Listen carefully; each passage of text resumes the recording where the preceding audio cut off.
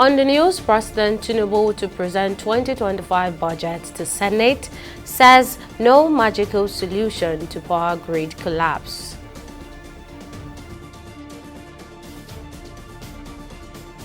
INEC proposes review of PVCs as sole means of accreditation during elections.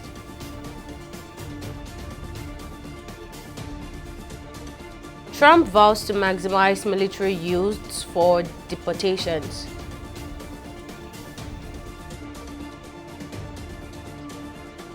Thank you for joining us on the news on TV360 Nigeria. I'm Tamilore Akinkwolye. President Bola Tinubu will present the 2025 budget to the Joint Assembly of the National Assembly next Tuesday, December 17, 2024. This was disclosed by the Senate President Godswill Akpabio during plenary session on Thursday. Akpabio announced that the budget presentation would take place at the House of Representatives chambers, and President Tinubu had earlier submitted the medium-term expenditure framework and fiscal strategy paper for 2025 to 2027 to both the Senate and House of Representatives last Tuesday. The paper forms the basis of consideration and approval of the proposed 47.9 trillion naira 2025 budget. Meanwhile, the president has also urged Nigerians to temper expectations regarding the country's electricity challenges, warning that the current power infrastructure, which has been in place for decades, cannot be swiftly revamped.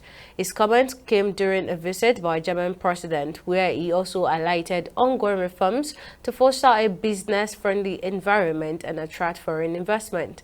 Tinubu acknowledged the recent national grid collapse, which marked the 12th such incident in 2024, but emphasized that a magical response to Nigeria's power issues is not feasible, given the state of the transmission lines, some of which are over 50 years old. He explained that while Siemens Energy is working diligently within the scope of their partnership, improvement to the aging infrastructure will still take time. It's over 50, 60 years old. The snags are what we are trying to improve and reduce the possibility of problems. We are doing that. We are trying equally. I've signed some a reform that decentralize the power distribution and generation in the country.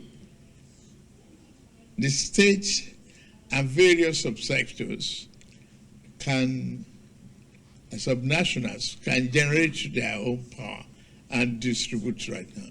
They're working on all of that. We have German businessmen who are promoting alternative source of energy, and they are here. We have the sun. They have the technology. I think we can utilize that one. For rural electrification, as mentioned earlier on, we can utilize the various dams that are not, effective right now. We will show you that we are going to put that one into use for the benefit and economic growth of our country. The German side provides technology, and you have conducive conditions in Nigeria and the region as far as the cooperation is concerned. When it comes to improving electricity supply, two things are relevant, because since you mentioned this, on the one hand, grid stability needs to be improved, and you mentioned this in your question.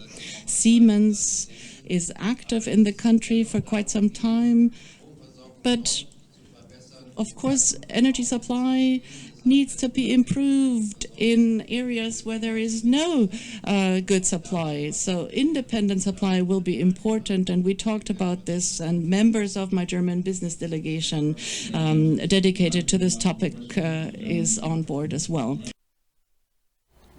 The Independent National Electoral Commission (INEC) has announced plans to replace permanent voters' card (PVCs) with computer-generated slips as the primary means of identification of voters on election day. While those who already possess PVCs can still use them, the introduction of the Bimodal Voters Accreditation System (BVAS) has prompted these shifts to ensure improved efficiency and transparency during elections.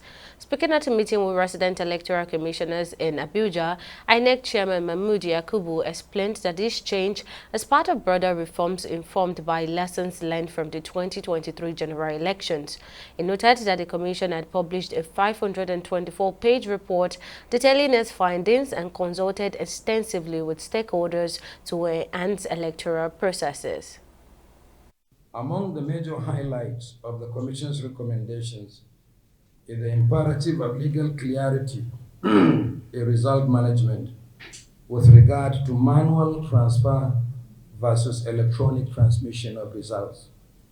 The Commission also believes that the introduction of the Bimodal Voter Accreditation System, the BVAS, it is now, and the use of the permanent voters card are the sole means of identification of voters for accreditation on election day should be reviewed. Those who already have the PVCs can still use them to vote during elections. But going forward, computer-generated slips issued to the voter or even downloaded from the Commission's website will suffice for voter accreditation. This will not only save cost, it will also eliminate the issues around the collection of PVCs and the diabolical practice of buying up the cards from voters in order to disenfranchise them. There are also recommendations in support of diaspora voting, the unbundling of the Commission with the establishment of the Electoral Offences Tribunal and a separate agency to handle the registration and regulation of political parties. And the House of Representatives has passed the second reading of a bill to amend the National Eye Center Act 2004 to establish additional specialist eye care centers across Nigeria. The bill, co-sponsored by Deputy Speaker Honorable Benjamin Kalu, Honorable Babajimi Benson, and 5 others, seeks to address the rising cases of preventable eye diseases and improve access to quality care nationwide, particularly in underserved rural areas. Leading the debate, Kalu highlighted that conditions like cataract and glaucoma remains major causes of disability in Nigeria, stressing that the single national eye center in Kaduna is inadequate for the growing population. N38 laws of the Federation of Nigeria 2004 to provide for the establishment of more specialist eye care centers for related matters. HB 1060, that this bill be read the second time and with the permission of the House for the debate to be laid by Honorable Jonathan. Still on health, Family Planning Lagos has emphasized the need for collaborative efforts in addressing family planning issues to improve health outcomes and promoting sustainable development. Reproductive health experts gave the recommendation at a media forum where they highlighted the need for more awareness on family planning to reduce the rate of unsafe abortions and prevent complications during pregnancy and childbirth. TV360 Ogechukwu Ukekwe completes the story in this next report.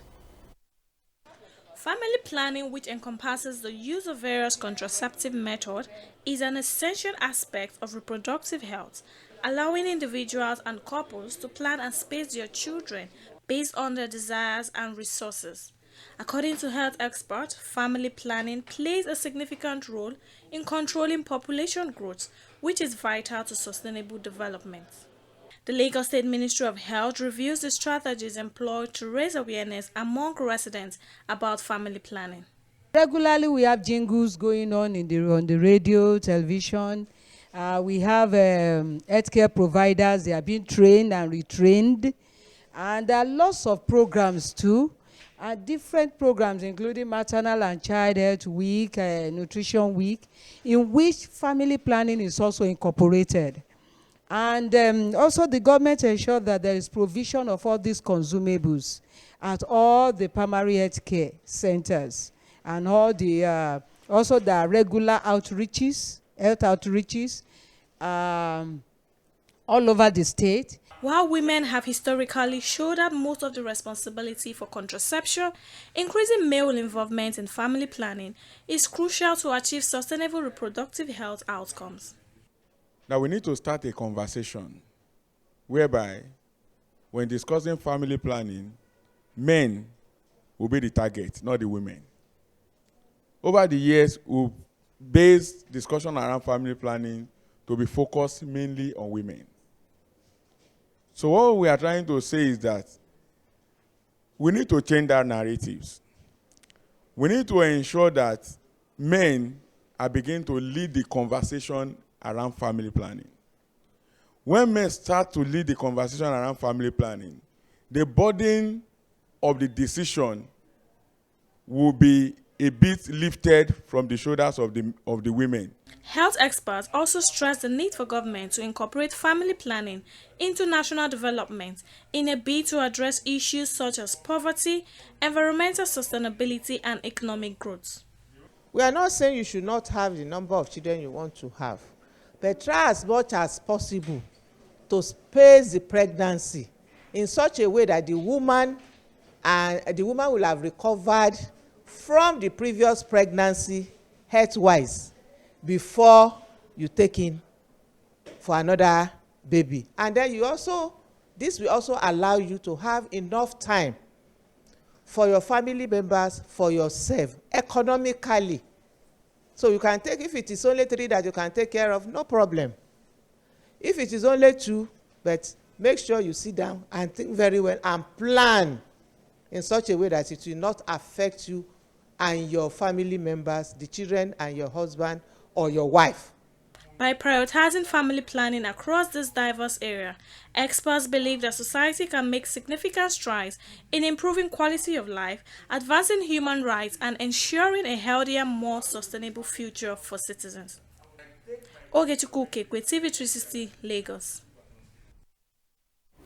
With Nigeria grappling with one of the highest global rates of road traffic crash (RTC) fatalities, efforts to address this public health challenge are gaining momentum. In the second quarter of 2023 alone, 2,967 RTC incidents were recorded, a significant 8.56% increase from the previous quarter, resulting in 1,409 fatalities. Recognizing the urgency of the situation, the Nigerian Red Cross, in partnership with Prudential Zenith Life Insurance and the Federal Road Safety Corps (FRC), has launched the Safe Step Road Safety Campaign in Lagos and Abuja. Set to run from January to June 2025, the campaign aims to enhance road safety, reduce traffic accidents, and promote responsible driving practices. About 2.1 million crashes happened and claim life with FCT and Lagos on the high chart. And we want to start with these 2 locations, FCT and Lagos. And after that also, we can cascade it down. What's the main objective is we're going to reach out to all the transport unions, the road users, the drivers, the Ubers, the KK riders, all the users and the stakeholders that fly our road, to ensure that they become conscious and understand how to use all the road signs. Also, on our part at the Red Cross, we provide basic first aid training. From this campaign, we expect that we will partner with essentially as many government agencies as possible that are a part of the road traffic safety agenda. And we expect that the reach for this campaign will go far and wide in order to not just help our children, our mothers, our fathers, our grandparents, our husbands. Everybody in Nigeria should be impacted by this campaign. There are 16.5 million people in Lagos. There is 4 million people in Abuja. We want to ensure that these lives are kept for as long as possible. And in Lagos State, the government has announced plans to adopt the National Building Code next year to establish high-performance standards necessary for transforming the state into a sustainable and smart city.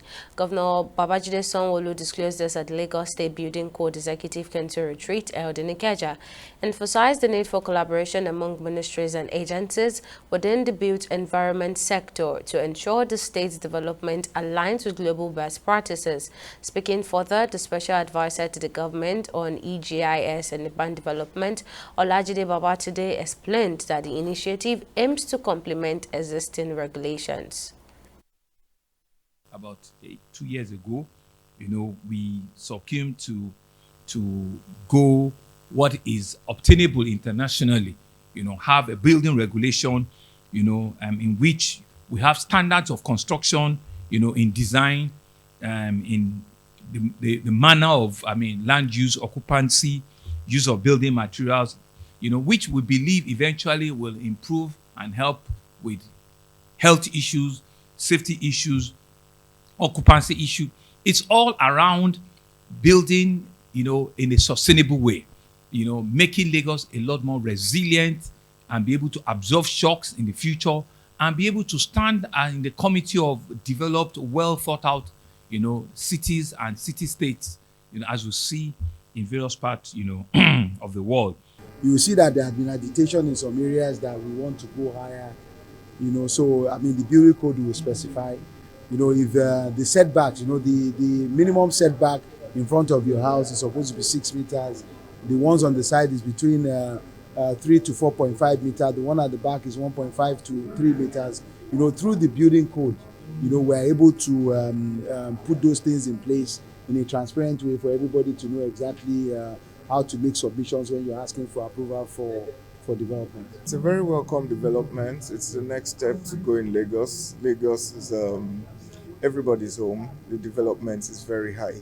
This would ensure that in line with this code, we would be able to plan properly future developments, the type of roads we should do, the setbacks that will be available, and it will ensure more durable infrastructure. We'll go on a short break here, but still to come, Senate orders arrest of Julius Berger, MD, over abandoned road project. Details of the story after this break.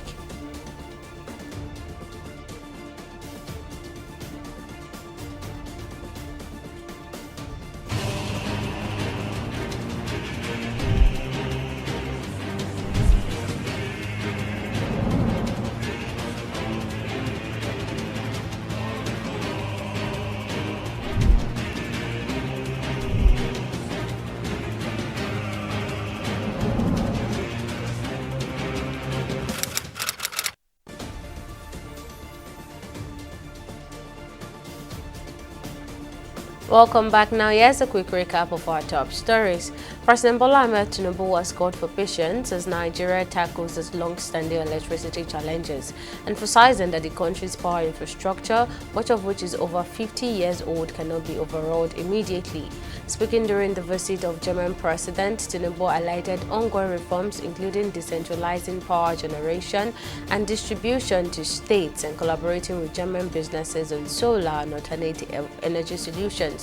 While acknowledging recent national grid collapses, he stressed that efforts are underway to improve transmission and explore renewable energy to enhance rural electrification. We also informed you that the Independent National Electoral Commission (INEC) has announced plans to replace permanent voters' card (PVCs) with computer-generated slips as primary voter identification method on election day, while PVCs will still remain valid. INEC Chairman Mahmood Yakubu revealed that the shift, driven by the introduction of the Bimodal Voters Accreditation System (BVAS), aims to enhance electoral efficiency and transparency. This reform is part of broader changes informed by the Commission's 524-page post-election report and consultations with stakeholders following the 2023 general election. Now, in case you missed any of our news bulletin or for more updates, you can catch us on Limas World TV and AVO TV or log on to our website on www.tv360nigeria.com. You can also follow us on our social media platforms on Twitter, Instagram, and YouTube at TV360 Nigeria, or download our mobile app on Google Play Store, Huawei App Gallery, and Apple Store. On Facebook, we're at TV360 Online.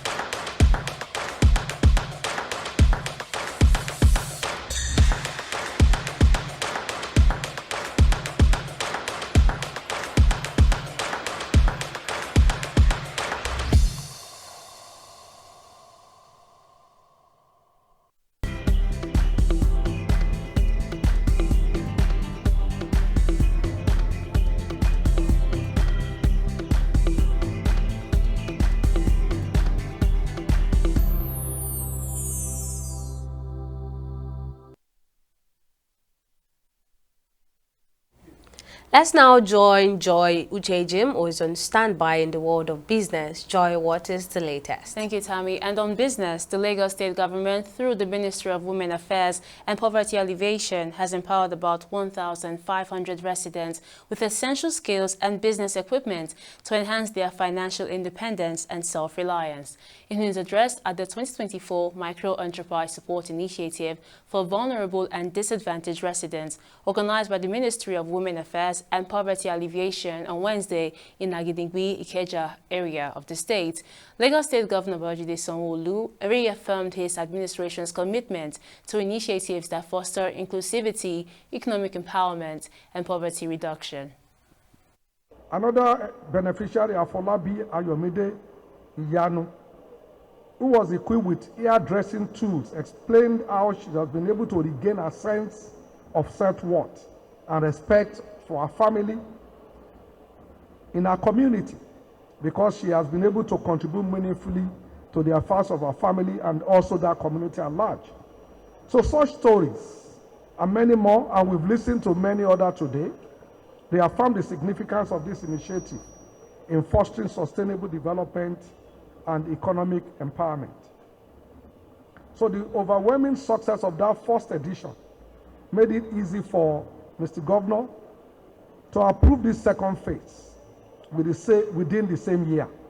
So it speaks volume about our commitment to creating opportunities, reducing poverty, and nurturing the entrepreneurial skills that defines our people. I urge you all to seize this moment to embrace the opportunities laid before you and to work tirelessly towards achieving your entrepreneurial dreams. Remember, success does not come overnight. It requires perseverance, dedication, and a willingness to adapt and learn. Utilize the training, support, and resources provided through this initiative to not only uplift yourself, but also contribute positively to our communities. And the Senate has ordered the arrest of the Managing Director of Julius Berger PLC for failing to appear before its Committee on Works to explain the stalled execution of the Itu-Odukpani highway contract. President of the Senate, Godswill Akpabio, announced the resolution during Thursday's plenary. The decision followed a point of order raised by Senate Minority Whip Osita Ungu, who had in his motion urged his colleagues to approve an order of arrest against Julius Berger's managing director for snubbing invitations. This was as most senators expressed frustration over Julius Berger Nigeria Limited's refusal to honor the Senate's invitation. Mr. President, the Senate resolves to condemn the refusal of Julius Berger Nigeria PLC and other entities to honor the lawful invitations of the Senate, which constitutes content of the National Assembly and undermines the National Assembly's constitutional authority.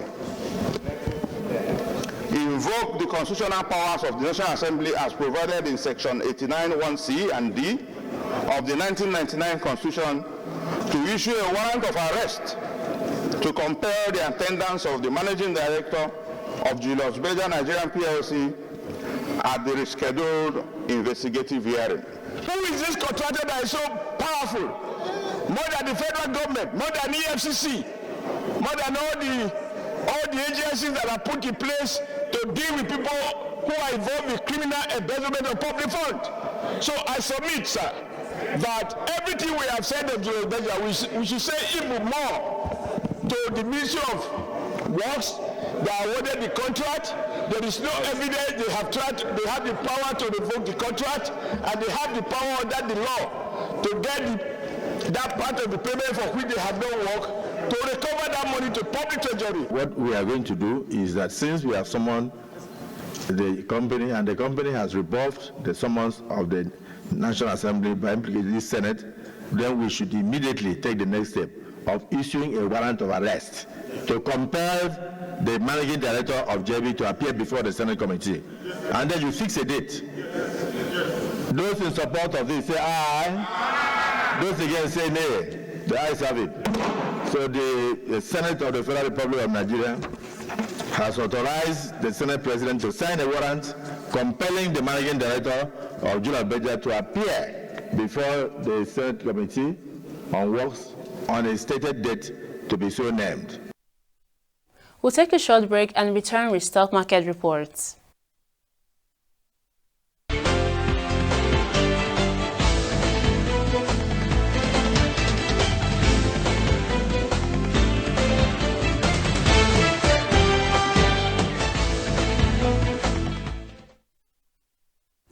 Welcome back. Nigerian equities market continued its upward movement on the fourth weekday of trading as the market increased by 0.25% with the market cap at 59.88 trillion naira. Now for the second day in a row, Konoe took the lead in today's stock market race, soaring by a 10% jump to close at 387 naira, and Tantalizers was also increasing by 10%. Now at the close of today's trading session on the Nigerian Stock Exchange, a total of 489 shares changed hands across 8,304 deals, corresponding to a market value of 7 million naira. Now, compared with the previous NGX trading day, which was Wednesday, December 11th, today's data shows a 53% improvement in volume, a 9% improvement in turnover, and 5% improvement in deals. Now, global markets followed a similar trend today, except for the US Dow Jones, which bucked the trend and ended in the red for the second day in a row. On the other hand, the UK's FTSE and the Japan's Nikkei joined the NGX in the green, posting gains of 0.12%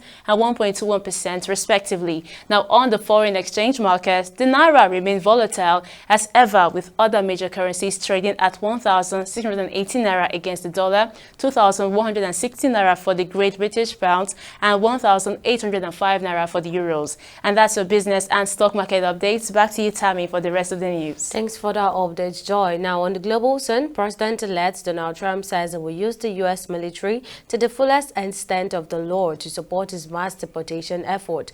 He told newsmen in an interview published on Thursday, committed to his plan to utilize troops to try to remove record numbers of immigrants in U.S. illegally. When asked about the U.S. law that generally prevents the military from being used in domestic law enforcement, Trump said illegal immigration amounted to an invasion that needed to be stopped.